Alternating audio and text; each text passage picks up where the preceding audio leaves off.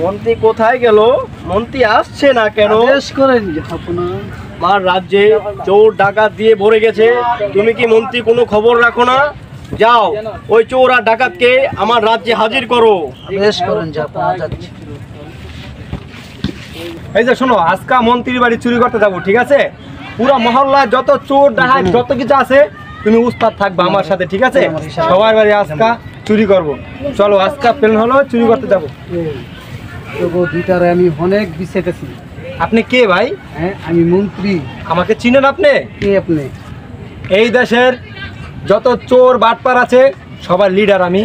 তখন তোমার দুইটারে নিতে আসতে আসো আমার লাগে। চল, কি করার আছে। রাজা সাহেব ধরে নিয়ে যাচ্ছি এই দুই চোরকে। কে? তোর এত বড় সাহস তোদের? আমার রাজ্যে তোরা চুরি ডাকাতি করিস? জানিস তোদেরকে কি শাস্তি দিতে পারি?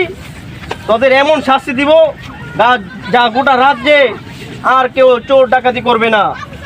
মহারাজ জানেন, ওরা দুইজনে প্ল্যান করছিল আপনার বাড়িতে ডাকাতি করার জন্য। মন্ত্রী কি বললেন? ওরা দুটো আমার বাসায় চুরি করার প্ল্যান করেছিল? দাঁড়ান, ওদের যে শাস্তি দিব যা গোটা রাজ্যে দেখবে। আদেশ করেন মহারাজ, আপনার জন্য কি করতে পারি? মন্ত্রী, ওদের শাস্তি একটা আমের বড় আর একটা বোতল নিয়ে আসুন। যান। যাচ্ছি মহারাজ। আদেশ করেন জাহাপনা, নিয়ে আসছি। এইগুলো ওদের জায়গা মতো ভরে দাও।